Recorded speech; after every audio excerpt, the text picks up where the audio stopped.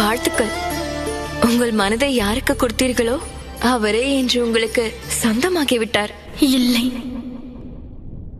நான் தான் அவருக்கு சொந்தமானேன். காவிய நாயகன் காவிய தலைவி கண்கள் பேசும் காதல் மொழிகள்.